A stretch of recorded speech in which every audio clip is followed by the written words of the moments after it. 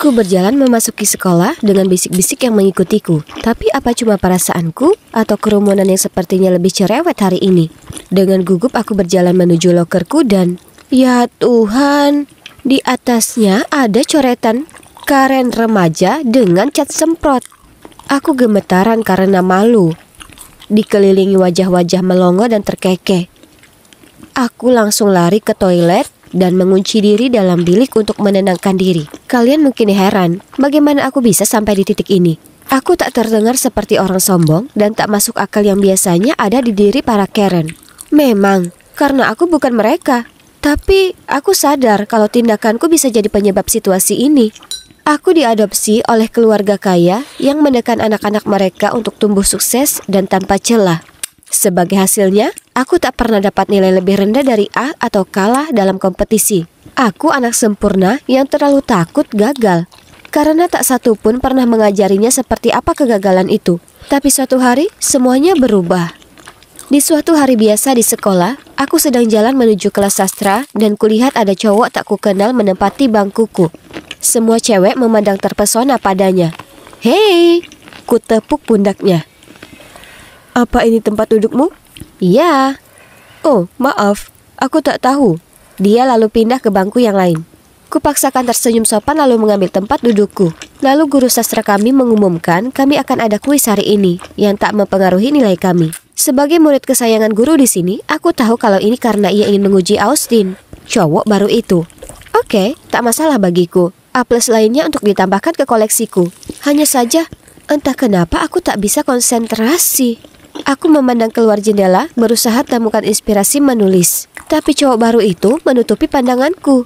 Oke, jujur saja, dia terlihat cukup tampan. Tanpa kusadari, aku mulai menatapnya. Dan tiba-tiba dia menoleh padaku. Kami bertatap mata yang mana membuatku tertegun. Oh ya ampun, bangun Catherine. Ada kuis yang harus kau selesaikan. Ku coba untuk kembali fokus ke esaiku. Tapi aku terus merasa dia menatapku. Yesus, kuharap dia tak salah paham. Aku tak seperti cewek-cewek itu yang hanya ke sekolah untuk cari cowok tampan. Waktu habis. Dengan gugup kukumpulkan esaiku karena aku tahu aku teralihkan dan tak memberikan yang terbaik. Tapi biarlah, tak satu pun bisa kalahkan aku, bahkan di hari-hariku yang terburuk. Tapi tidak kali ini. Hari berikutnya, Bu Guru mengembalikan karyaku dan berbisik. Aku tak tahu apa yang terjadi, tapi tak masalah, jangan khawatir. Hah? Dengan cepat kulihat esai itu dan B-min? Oke, aku paham tak bisa dapat A+ kali ini. Tapi bahkan A biasa pun tidak. Aku tak pernah dapat B sebelumnya. Wajah kecewa orang tuaku muncul di benakku. Bagaimana jika mereka tak menginginkanku lagi? Mereka mengadopsiku, memberiku kehidupan yang mewah dan sempurna. Dan ini caraku berterima kasih pada mereka? Aku mulai panik dan melihat sekeliling mencari Bu Guru. Aku perlu jelaskan ini. Dan itulah saat sekilas kulihat esai Austin. Nilai A. Tak mungkin. Aku membantingnya di atas meja dan berdiri. Aku protes dengan nilai ini. Pasti ada kesalahan. Tolong, bisakah ibu periksa lagi esai saya? Oh, jangan khawatir. Ini bukan tes resmi, jadi tak masalah. Tidak, ini tidak baik-baik saja. Kok bisa saya lebih jelek dari anak baru ini? Anda harus pertimbangkan ulang. Atau saya adukan ke kepala sekolah. Kate, kau bersikap tak masuk akal. Duduk atau saya akan membawamu ke kepala sekolah. Ku tarik napas dalam-dalam dan menenangkan diri sembari duduk. Ada desas-desus tentangku beredar di kelas. Tapi aku tak peduli. Karena ada nilai B- yang harus kuurus. Orang tuaku tak boleh tahu soal ini. Setelahnya, aku tahu temanku hanya pura-pura tak masalah denganku. Karena suatu kali saat kami harus satu grup untuk lari estafet di kelas PE, tak ada yang memilihku. Pada akhirnya, Pak Malone sang pelatih harus menambahkanku ke suatu grup. Dan coba tebak, grup itu berisi Austin dan penggemarnya. Aku benci ini. Dan lihat dia, mengganggu pandangan. Andai saja bisa kulempar tongkat ini ke wajahnya yang menyebalkan. Tapi, gedebuk, aku jatuh tengkurap beberapa inci dari Austin. Kau baik-baik saja? Ambil saja tongkat bodoh ini dan pergilah. Cowok ini benar-benar bawa sial. Aku merangkak naik. Lalu tiba-tiba ku dengar tawa terkekeh. Ada gerombolan berdiri dekat jalur lari mengangkat ponsel mereka. Apa mereka menertawakanku? Segera kuhampiri mereka dengan tangan ke atas menutupi kamera mereka. Apa yang lucu? Apa kalian tak punya kesopanan? Santai saja. Itu bukan. Apa tak ada orang yang mengajarimu untuk membantu orang yang kesulitan? Jangan merekam dan menertawakan. Tidak, dengar. Lucunya, kami sebenarnya. Jadi kau masih menganggap itu lucu? Hapus videonya sekarang juga. Kau tak boleh. Dengar kami dulu. Tapi itu hanya membuatku makin marah dan menarik ponsel itu lebih keras lagi. Lalu, ups, ponsel itu terbang dan mengenai permukaan beton yang keras. Oh tidak, aku tak bermaksud untuk. Cowok pemilik ponsel itu panik lalu berlari memungutnya. Lihat apa yang sudah kau perbuat. Siapa yang mau merekammu? Kami hanya membuat video pertunjukan untuk tim cheerleader. Lewat layar retak ponselnya, kulihat video para cheerleader berlatih di lapangan di seberang jalur lari. Oh tidak, ini sangat memalukan. Segera ku minta kontak cowok itu dan janji akan mengganti ponselnya yang rusak. Kemudian berlari kembali ke kelasku. Aku merasa kelelahan, seolah seluruh dunia melawanku.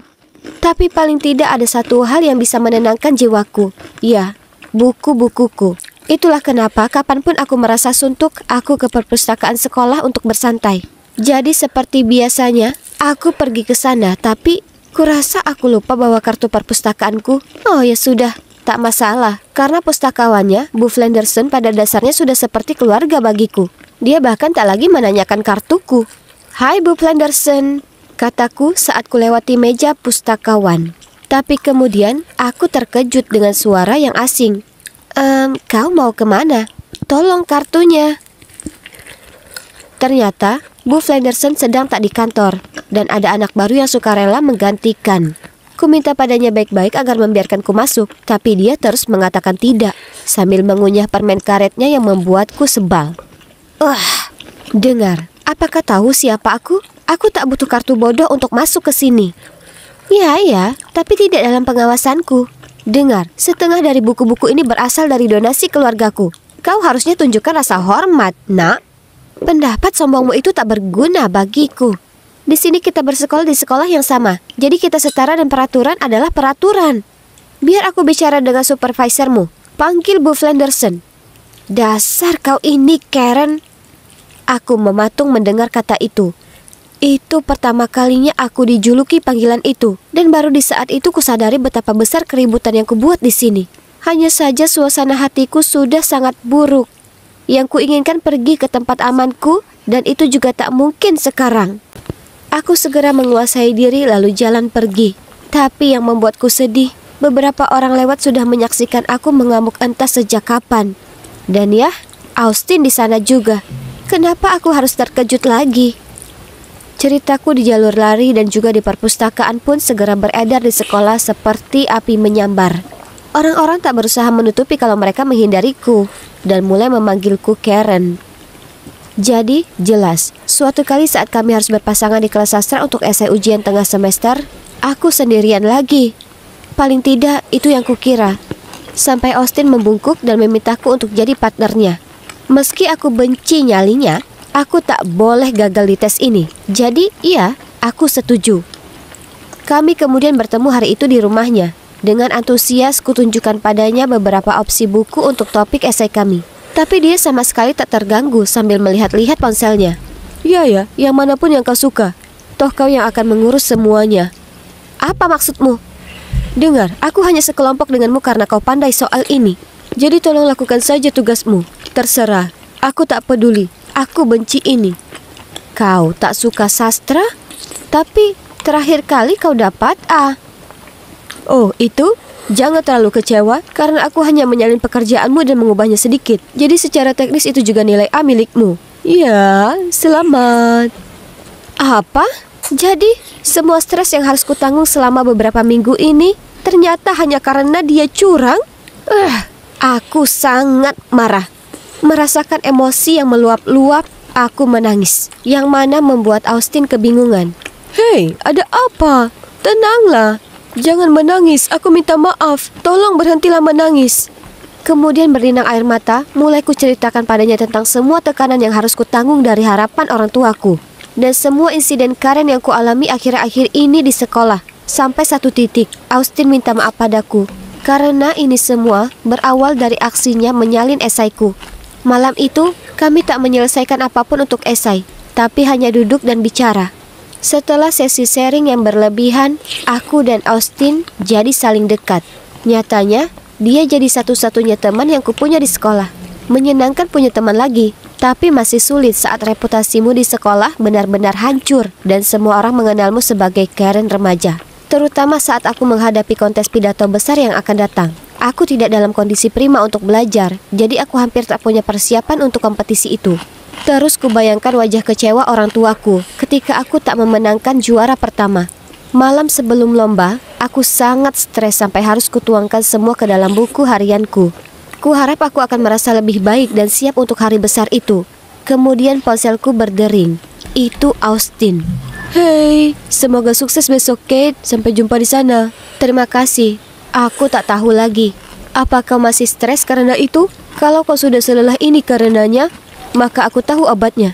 Apa itu? Keluar saja. Itu cuma lomba, dan kau tak harus jadi yang pertama dalam segala hal. Kita semua hanya manusia biasa. Kau gila. Oke, aku akan tidur sekarang. Sampai jumpa besok. Tapi batinku terlalu penuh dengan berbagai pikiran dan kekhawatiran untuk bisa tidur. Pagi berikutnya, aku sampai di depan tempat kompetisi, tapi ragu untuk masuk ke dalam. Lalu tiba-tiba, kudapati diriku berlari kabur dari gedung itu sambil menelpon Austin. Temui aku di taman, gerbang barat. 10 menit kemudian dia tiba dengan mobilnya. Aku masuk di tempat duduk depan lalu berkata, "Ayo kita ke taman hiburan. Aku ingin bersenang-senang." Austin memandangku, tertegun. Tapi kemudian dia tersenyum dan mengendarai mobil tanpa bertanya. Yap, seperti itulah. Aku keluar dari perlombaan dan mematikan ponselku untuk menikmati hari sebagai remaja. Kunaiki semua wahana roller coaster yang paling menakutkan, berteriak sekencangnya, meninggalkan semua kekhawatiranku. Menjelang senja, aku sudah 100% siap menerima amarah orang tuaku. Mereka mungkin akan mendapakku sekarang, tapi entah kenapa aku merasa tenang. Saat Austin menepi di rumahku, bisa kulihat ibu mondar-mandir di halaman depan. Itu dia, sudah siap memarahiku. Saat melihatku, ibu langsung berlari menghampiriku dan memelukku. Oh ya Tuhan, sayang, kemana kau seharian? Kami sangat mencemaskanmu. Tunggu, apa yang terjadi? Kenapa ibu tidak marah? Lalu ayah juga lari mendekati kami segera saat ia melihatku, memegang sesuatu di tangannya. Sayang, ayah minta maaf karena tak tahu betapa banyak yang sudah kau hadapi. Kami tak sadar jika tuntutan tinggi kami begitu banyak membebanimu. Kami mungkin terlalu ketat padamu, tapi ayah ingin kau tahu kalau kami selalu menyayangimu, tak peduli apapun. Oh, ayah memegang diariku. Jadi, mereka tahu semuanya sekarang. Aku menangis lega. Sangat menyenangkan mengetahui mereka akhirnya paham dengan perasaanku dan bahkan bersumpah akan berubah dan berusaha lebih mendengarkanku. Hari itu, aku sadar kalau orang tuaku menyayangiku tanpa syarat dan apapun yang terjadi di hidupku, mereka tak akan pernah melepaskanku. Apa kabar Karen remaja? Ya, teman-temanku masih memanggilku Karen, tapi tak apa.